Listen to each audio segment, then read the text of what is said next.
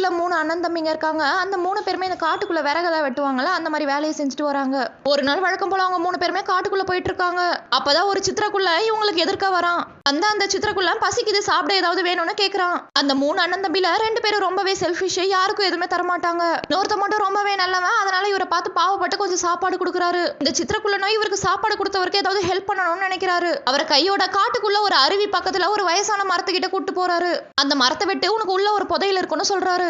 இவரோ ஒரு ஏழுதான், அதனால மரத்தை வெட்டினா உள்ள கிடைக்கிறத நம்ம எடுத்துக்கலான்னு தான் ஆசைப்படுறாரு. வெட்டி பார்த்தா உள்ள ஒரு தங்க வாத்து இருக்கு.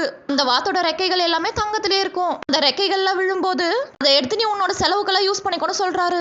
அந்த மரத்துக்குள்ளே கொஞ்சம் ரெக்கைகள்ல விழுந்திருக்கும், தங்க ரெக்கைகள், அதெல்லாமே எடுத்துக்கிறாரு. ஒரு வாடகை வீட்டை பிடிக்கிறாரு. அந்த கூட இருந்த 2 அண்ணன் தம்பிங்க இவர் கூட அவ்வளவா சேர மாட்டாங்க. அதனால இவர் தனியாவே வந்துடுறாரு. அந்த ரெக்கைகளை வச்சு வீட்டு வாடகை எல்லாமே கொடுக்குறாரு. ஒரு நல்ல பொண்ணையும் பார்த்து திருமணம் பண்ணிக்கிறாரு. அந்த 2 அண்ணன் தம்பிங்களும் இவர் கூட வந்து சேர்ந்துடுறாங்க. வாழ்க்கையே சொர்க்கமாகுது.